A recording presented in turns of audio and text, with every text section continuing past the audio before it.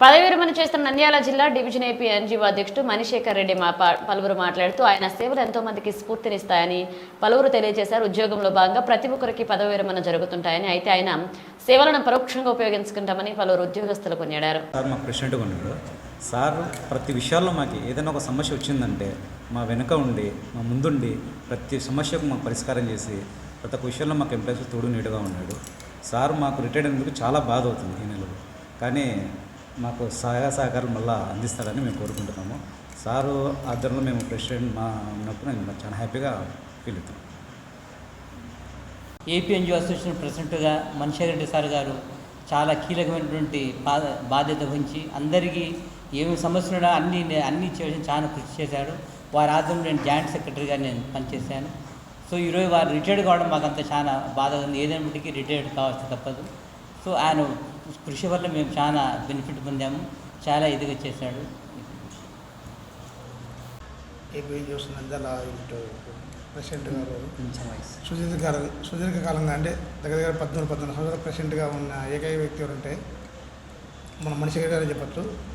ఈ సుదీర్ఘకాలంలో ప్రతి ఒక్క ఎంప్లాయీని చిన్న పెద్ద తేడా లేకుండా అందరినీ కలుపుకొని పోయి ఎవరు పిలిచినా ఎక్కడ పిలిచినా కానీ రాండి అని సహకరించి అందరికీ మణిశేఖర్ రెడ్డి సార్ అంటే కొద్దిగా మంచి వ్యక్తి, కోపం తక్కువ, అందరి పిల్లవాళ్ళతో మాది కలిసిపోయి అందరికీ ఏది కావాలన్నా కానీ ఆఫీస్ దగ్గర వచ్చి కొన్ని సమస్యలు పరిష్కారం చేసి ఒకవేళ పరిష్కారం కాకపోయినా కానీ పై లెవెల్లో ప్లస్ ఇక్కడ కూడా ఫోన్ చేసి పరిష్కారం వదలకుండా అన్నీ చేశాడు. ఈరోజు అసోసియేషన్ అంటే రిటైర్మెంట్ ఎప్పుడు మనము సర్వీస్ బుక్లో డేట్ ఆఫ్ బర్త్ ఉంటుంది కాబట్టి దాని ప్రకారం రిటైర్మెంట్ కావాలి తప్పదు. కానీ సారు టూరులుగా సుదీర్ఘంగా పనిచేసే వాళ్ళు ఎవరు లేరు అంతవరకు. ఈ 14 సంవత్సరాల పోరాటంలో చాలా పోరాటాలు చేశాడు. పోరాటాలు కూడా అందరూ సహకరించి ప్రతి ఒక్క ఎంప్లాయీ సహకరించినందుకు ప్రతి ఒక్కరికి పేరు ధన్యవాదాలు తెలుపుకుంటూ, మరీ ముఖ్యంగా సారు రిటైర్ అయినంత మాత్రాన హోమ్ గార్డ్కి ఏం లేదు. ఆయన మళ్ళీ మాకు సేవలు కొన్ని కావాల్సిందే. ఆయన కంపల్సరీగా ఇక్కడికి వచ్చి కొన్ని గౌరవశాలను మేము పెట్టుకోవాలని మేము అనుకుంటున్నాము. కంపల్సరీగా రేపు రిటైర్మెంట్ ఫంక్షన్లుగా అందరూ ప్రతి ఒక్క ఎంప్లాయీస్ సహకరించి బాగా దిగ్విజయంగా చేసి సార్ను జయప్రదం చేయాల్సి కోరుతున్నాం.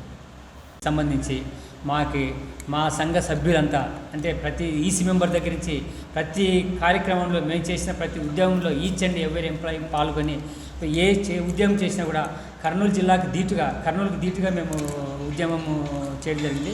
ఎక్కడ కూడా మాకు ఇచ్చిన ప్రోగ్రాం ఏ ప్రోగ్రాం ఇచ్చినా కూడా మేము దాన్ని దిగ్విజయంగా ముగించి రాష్ట్ర స్థాయిలో గుర్తింపు పొందిన సందర్భాలు కూడా చాలా ఉన్నాయి. అటువంటి చరిత్ర నంద్యాలకి ఉంది. అలాగే ఈ భవిష్యత్తులో కూడా మా employees association AP NGO association ఏ కార్యక్రమం ఇచ్చినా కూడా దాన్ని దిగ్విజయం చేయడానికి మా అసోసియేషన్ సభ్యులైతేమి మా అసోసియేషన్ నాయకులైతేమి సిద్ధంగా ఉన్నారు. సంఘం ఎప్పుడు బలపడదు. వ్యక్తి అనేది పొద్దుంటాడు, రేపు వెళ్ళిపోతాడు. ఒక వ్యవస్థ ఇది, ఒక 70 ఏళ్ళ చరిత్ర ఉంది ఏపీ ఎన్జిఓ అసోసియేషన్కి. ఒక మర్రివృక్షం ఇది. మనుషులు వస్తుంటారు, కొమ్మలు పోతుంటాయి, పండ్లు కాస్తుంటాయి, పోతుంటాయి. కానీ వృక్షం అనేది అలాగే నిలబడిపోతుంది. కాబట్టి ఇది ఒక వ్యవస్థ, కాబట్టి వ్యవస్థ ఎక్కడికి పోదు, వ్యక్తులు వస్తుంటారు, పోతుంటారు. ఇప్పుడు ఏపీ ఎన్జిఓ అసోసియేషన్ ఇవి ఎప్పటికైనా పటిష్టంగా ఉందనే విషయం ప్రభుత్వానికి కూడా తెలుసు. ఏ చర్చ పిలిచే వాళ్ళని కూడా ఫస్ట్ ఏపీ ఎన్జిఓ అసోసియేషన్ ద్వారానే చర్చలు జరుగుతాయి. మన పుట్టగొడుగు సంఘాలన్నీ వస్తున్నాయి. వాళ్ళ సభ్యత్వాలు కూడా లేకోకుండా వాళ్ళ అసోసియేషన్కి పైరవీల ద్వారా వాళ్ళు రికగ్నిషన్ గుర్తింపు తెచ్చుకోవడం జరిగింది. అటువంటి సంఘాలు ఎక్కువ రోజులు కూడా నిలబడే పరిస్థితుంది. ఎప్పటికే కానీ పిల్లర్స్ లేకోకుండా బిల్డింగ్ ఎప్పుడు నిలబడితే ఆ విషయాన్ని ఆ సంఘాలు కూడా గుర్తించాలని చెప్పేసి ఈ విధంగా వాళ్ళకి ఈ సందర్భంగా చూస్తున్నాం. మేము ఈ ఏపీ ఎన్జిఓ అసోసియేషన్ని 70 సంవత్సరాల నుంచి మేము బిల్డప్ చేసుకుంటే ఈ రోజుకి ఈ స్టేజ్కి రావడం జరిగింది. ఆ విధంగా వాళ్ళు బిల్డప్ చేసుకొని రావాలి. కానీ రాజకీయాలు చేస్తూ పైరవీలు చేస్తూ గుర్తింపు తెచ్చుకుంటే వాళ్ళ పరిస్థితి ఈరోజు ఎలా ఉందనే విషయం ప్రతి ఒక్క ఉద్యోగస్తులకు తెలిసి, కాబట్టి ప్రతి ఒక్క ఉద్యోగస్తులకు నేను చెప్పేది ఏంటంటే ఏపీ ఎన్జిఓ అసోసియేషన్ నమ్ముకోండి. ఏపీ ఎన్జిఓ అసోసియేషన్ ఇచ్చిన పిలుపుని స్పందించండి. ఏపీ ఎన్జిఓ అసోసియేషన్ ఇచ్చిన కార్యక్రమాన్ని దిగ్విజయం చేయండి. మనకి రావాల్సిన బెనిఫిట్స్ అన్నీ ఆటోమేటిక్గా మనకి వస్తాయి. ఏపీ ఎన్జిఓ అసోసియేషన్ ఒక బలమైన వ్యవస్థ, ఆంధ్రప్రదేశ్లో ఒక బలమైన వ్యవస్థ. రాష్ట్ర జాతీయ స్థాయిలోనూ ఒక మంచి గుర్తింపు ఉన్న సంస్థ ఏపీఎన్జీ అసోసియేషన్. కాబట్టి ప్రతి ఒక్క ఉద్యోగస్తులకు చెప్తున్నాం, ఏ సంఘాన్ని నమ్ముకోండి, ఏ ఒక్క ఏపీఎన్జీ అసోసియేషన్ సంఘాన్ని నమ్ముకోండి. ఎందుకంటే ప్రతి ఏపీఎన్జీ సంఘం కింద 104 సంఘాలు ఉన్నాయి. 104 సంఘాలకి ఏపీఎన్జీ అసోసియేషన్ జేఏసీ చైర్మన్గా వ్యవహరిస్తుంది. తాలూకా స్థాయిలో తాలూకా ప్రెసిడెంట్, జిల్లా స్థాయిలో జిల్లా ప్రెసిడెంట్, రాష్ట్ర స్థాయిలో రాష్ట్ర ఏపీ జేఏసీ కింద 104 సంఘాలు ఉన్నాయి. 104 సంఘాలకి జేఏసీ చైర్మన్ అంటే ఏపీఎన్జీ అసోసియేషన్ ప్రెసిడెంట్ ఉంటాడు. కాబట్టి ప్రతి ఏది డెసిషన్ జరగాలన్నా త్రూ ఏపీఎన్జీ అసోసియేషన్ ద్వారా జరుగుతుంది. కాబట్టి ఉద్యోగస్తులు కూడా ఈ పుట్టగొడుగు సంఘాలని నమ్ముకోకుండా ఏపీఎన్జీ అసోసియేషన్ నమ్ముకొని కార్యక్రమం దిగ్విజయం చేస్తే తప్పకుండా ప్రభుత్వం మీద మనం పోరాటాలు చేసేసి మనకు రావాల్సిన బెనిఫిట్స్ అన్ని మనం సాధించుకుంటామని చెప్పి కూడా ఈ సందర్భంగా చెప్తున్నాను. నేనైతే మనం చేసిన చాలా పోరాటాల్లో నేను పాల్గొనడం జరిగింది. నాకు ప్రతి పోరాటం కూడా నాకు తృప్తినిచ్చింది. ఎంత కష్టపడినా అంతకంటే ఎక్కువ మాకు తృప్తినిచ్చిన పోరాటాలు ఉన్నది. कारण మనకి నంద్యాలలో సమైక్యాంధ్ర ఉద్యమం కోసం లక్ష జన కోస జాతీయ స్థాయిలో గుర్తింపు పొందిన ఉద్యమాన్ని నంద్యాల అసోసియేషన్ ద్వారా మేము జరిపినాం. కాబట్టి మాకు అది జీవితంలో గుర్తుండిపోయే అంశము, మేము చిరకాలం గుర్తుపెట్టుకునే అంశం కూడా దాన్ని మేము భావిస్తున్నాము. ఏపీఎన్జీ అసోసియేషన్లో సభ్యునిగా 1998 నుంచి నేను 1998 నుంచి వివిధ హోదాల్లో పనిచేయడం జరిగింది. ఫస్ట్ ఇనిషియల్గా ఒక కార్యకర్తగా, అంటే ఒక ఈసీ మెంబర్గా, ఒక కార్యకర్తగా నేను ఏపీఎన్జీ అసోసియేషన్లోకి రావడం జరిగింది. అలాగే అసోసియేషన్కి అనుగుణంగా అసోసియేషన్కి వినయ విధేయతలు ప్రదర్శిస్తూ అసోసియేషన్ కోసం కష్టపడి ఉద్యోగస్తుల సమస్యల మీద పోరాటం చేసుకుంటూ వివిధ పదవుల్లో ఉన్నా కూడా అంటే దాని తర్వాత డిస్ట్రిక్ట్ ఈసీ మెంబర్గా ఉండి దాని తర్వాత ప్రెసిడెంట్ అయిన తర్వాత కూడా మా వివిధ హోదాల్లో ప్రభుత్వ ఉద్యోగ సమస్యల మీదనే మేము పోరాటము చేయడం జరిగింది. నేను ఈరోజు 36/2025కి రిటైర్ అవుతున్న సందర్భం కూడా నేను చాలా తృప్తికరంగా రిటైర్ అవుతున్నా అని చెప్పేసి అనుకుంటున్నాను. ఎందుకంటే ఉద్యోగస్తుల సమస్యల్లో పాలు పంచుకోవడంలో మేము ఏపీఎన్జీ అసోసియేషన్ కూడా ఎప్పుడు ముందుంటుంది. ఆ విషయం అందరి ప్రజలకు కూడా తెలుసు. అంటే సమైక్యాంధ్ర ఉద్యమంలో మేము 2 నెలలు భార్య పిల్లలను వదిలి జీవితాలను వదులుకొని కూడా మన రాష్ట్రం సమైక్యంగా ఉండాలనే ఉద్దేశంతో దాన్ని మేము 2 నెలలు జీవితం మీదకి మన జీతాలు కూడా ఆశించకుండా మేము పోరాటం చేయడం జరిగింది. బట్ మా శక్తి, అంటే ప్రభుత్వాన్ని అడ్డుకునే శక్తి మాకు చాలలేక మేము విఫలం కాలేదు. కానీ బట్ మా శక్తి చాలలేదు ప్రభుత్వాన్ని వ్యతిరేకించి, అంటే ప్రభుత్వం మీద మేము చేసిన పోరాటం మా శక్తి చాలలేక ప్రభుత్వం ఆ రోజు తెలంగాణ విడిపోవడం జరిగింది. అందరూ కూడా చాలా బాధపడినాం. కాకపోతే మన రాయలసీమ ఎప్పుడు మనకి వెనుకబడింది. కాబట్టి మన రాష్ట్రం మనకు డివైడ్ అయిన తర్వాత మన ప్రాంతాన్ని మనం అభివృద్ధి చేసుకోవడానికి కూడా ఆస్కారం ఉంటుందని చెప్పేసి కూడా మేము ఆ రోజు ఈ పొద్దు భావిస్తున్నాము.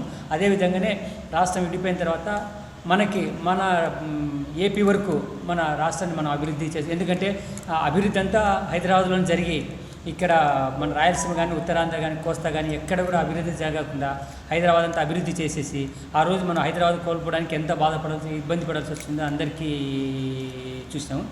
తర్వాత కూడా మన చంద్రబాబు నాయుడు గారు ప్రభుత్వాన్ని ఒక 15 సంవత్సరాలు మనకి టైం, అంటే రాష్ట్రము ఉమ్మడి రాజధాని 10 ఏళ్ళ వరకు మనం ఉంటే కూడా ఆయన వద్దు, మన రాజధానిని మనం అభివృద్ధి చేసుకోవాలా, మన ప్రాంతాన్ని మనం అభివృద్ధి చేసుకోవాలా, మనం ఒక్కసారి డివైడ్ అయిన తర్వాత మనకు హైదరాబాద్ ఉండాల్సిన అవసరం కూడా లేదని చెప్పి తెలిసి కూడా రాష్ట్ర ప్రభుత్వాన్ని అంతా సమాయత్తం చేసి ఆయన కూడా విజయవాడకు వచ్చి మన బస్సులో ఆయన కాపురం పెట్టినాడు. అంటే ప్రభుత్వం ఏర్పడేంత వరకు బస్సులో కాపురం ఉండి ఆయన ప్రభుత్వాన్ని ఏర్పాటు చేసుకోవడం జరిగింది. దానికి అనుగుణంగానే మనకి అమరావతిని చూసుకొని అక్కడ తాత్కాలికమైన రాజధాని అమరావతిగా చేసుకొని ప్రభుత్వం పాలన సాగించడం కూడా జరిగింది. వచ్చినప్పుడు కొంతమంది ఉద్యోగస్తులు, ఎందుకంటే ఒక్కసారి హైదరాబాద్ వదిలిపెడుతున్నప్పుడు కొంత ఇబ్బంది పడిన మాట, బాధపడిన మాట వాస్తవమే. కానీ ఇక్కడికి వచ్చిన తర్వాత మన రాష్ట్రాన్ని మన అభివృద్ధి చేసుకోవడంలో మన పాత్రని మనము పోషించుకుంటున్నాం కదా అని చెప్పేసి ఉద్యోగస్తులు అంతా కూడా చాలా తృప్తికరంగా ఉన్నారు. అంటే అప్పుడు చంద్రబాబు నాయుడు తీసుకునే డెసిషను నీకు ఈ పొద్దు, అంటే ఆయన ముందు చూపు ఎలా ఉంటుందనే దానికి ఒక నిదర్శనం. ముందు 10 ఏళ్ళు ముందు ఆలోచించి మనకు అక్కడ టైం ఉంటే వద్దు, మనకి ఇక్కడ అవసరం లేదు, మనం అక్కడ పోయి డెవలప్ చేసుకోవాలని చెప్పేసి వచ్చినందుకు ఈ పొద్దు ఉద్యోగస్తులకి దాని రిజల్ట్ అంటే చంద్రబాబు నాయుడు విజన్ ఎట్లా ఉంటుంది అనేది పొద్దు ఉద్యోగస్తులకి అర్థమవుతుంది. మేము ఇప్పటికి కూడా చంద్రబాబు నాయుడు గవర్నమెంట్లో ఒక ఫైనాన్షియల్గా కొంత ఇబ్బందికరం అయితే ఉంది, కానీ బట్ ఉద్యోగస్తులకు వేధింపులు కానీ ఇట్లాంటివి అయితే ఏమీ లేవు. మేము చాలా తృప్తికరంగా కూడా ఉద్యోగాన్ని ప్లస్ అసోసియేషన్ కూడా మాకు ఒక విలువ ఇస్తున్నాడు చంద్రబాబు నాయుడు గారు. దాన్ని మేము ప్రభుత్వానికి కూడా దానికి ఒక మంచి మేము కృతజ్ఞతలు కూడా తెలుపుతున్నాము. మన TV5 ద్వారా కృతజ్ఞత కూడా తెలుపుతున్నాము. ఎందుకంటే మన గత ప్రభుత్వంలో మేము ఉద్యోగ సంఘ నాయకులన్నీ ఏ విధంగా చూసినారనే విషయం అందరికీ తెలుసు. ఎక్కడే కానీ ఇంటర్వ్యూ ఇవ్వాలంటే కూడా మాకు ఒక చాలా ఇబ్బందికరంగా ఉండేది. ఈ పొద్దు ఒక్కసారి ఈరోజు చెప్తే మాకు మరుసటి రోజే మాకు ముఖ్యమంత్రి ఇంటర్వ్యూ, మా రాష్ట్ర నాయకులకి ఇంటర్వ్యూ దొరుకుతుంది మాకు. బట్ సహకరించాల్సిన బాధ్యత మాకు కూడా ఉంది కాబట్టి, ఎందుకంటే రాష్ట్రం వెనుకబడింది. మన అప్పులతో బయటకు వచ్చిన తర్వాత మా రాష్ట్రానికి కూడా మనం సహకరించాలనే ఉద్దేశంతో మేము కూడా మాకు రావాల్సిన బెనిఫిట్స్ లేట్ అవుతుంటే కూడా ఉద్యోగస్తులను కూడా సమన్వయంతో పాటిస్తున్నాం మేము. అలాగని చెప్పేసి మమ్మల్ని కూడా ప్రభుత్వంలో ప్రజలతో భాగంగా మమ్మల్ని కూడా ప్రభుత్వము ప్రజల్లో భాగంగానే చూసి మాకు రావాల్సిన బెనిఫిట్స్ అన్నీ ప్రభుత్వం ఇవ్వగలిగితే, ఇప్పుడు ఇంకా పిఆర్సీ 11 పిఆర్సీ మనకి ప్రభుత్వం ఇవ్వాల్సింది, అది ఇస్తే మేము కూడా మేము చేసిన ఉద్యమానికి ప్రతిఫలంగా మాకు కొన్ని ప్రభుత్వం నుంచి మేము సాధించుకున్నామనే ఇదితోటి మేము తృప్తిగా రిటైర్ అవుతామని చెప్పేసి మేము కూడా భావిస్తాం. ప్రభుత్వం కూడా ఎందుకంటే చాలామంది 36కి చాలామంది ఉద్యోగస్తులు రిటైర్ అవుతున్నారు. కాబట్టి ప్రభుత్వం కూడా దీని మీద స్పందించి అట్లీస్ట్ కమిటీ వేసి పిఆర్సీ కమిటీ వేసి ఐఆర్ ఇస్తే ఇప్పుడు ప్రస్తుత ధరలకు అనుగుణంగా మాకు ఐఆర్ ఇస్తే కూడా ఉద్యోగస్తులు చాలా తృప్తికరంగా ఉంటారని చెప్పి కూడా ప్రభుత్వాన్ని కోరుకుంటున్నాము. ఎందుకంటే మన చంద్రబాబు నాయుడు తెలుగుదేశం ప్రభుత్వం ఏర్పడడానికి ప్రభుత్వ ఉద్యోగస్తులు చేసిన కృషిని ఆ పొద్దు ఆయన ప్రశంసించడం కూడా జరిగింది. ఉద్యోగస్తులే మమ్మల్ని గెలిపించారని చెప్పేసి ఆయన ఆ రోజు మమ్మల్ని చాలా ప్రశంసించడం కూడా జరిగింది. కాబట్టి అలాగే మమ్మల్ని దాన్ని దృష్టిలో పెట్టుకొని మాకు కూడా ప్రజల్లో ఉద్యోగస్తుల అసంతృప్తి లేకుండా ప్రభుత్వం కూడా మాకు రావాల్సిన రాయితీలు అయితే మాకు రావాల్సిన బెనిఫిట్స్ అయితే ఇస్తే మేము కూడా తృప్తికరంగా ఉద్యోగం చేయడానికి కూడా సిద్ధంగా ఉందని చెప్పేసి మేము ప్రభుత్వానికి విన్నవించుకుంటున్నాము.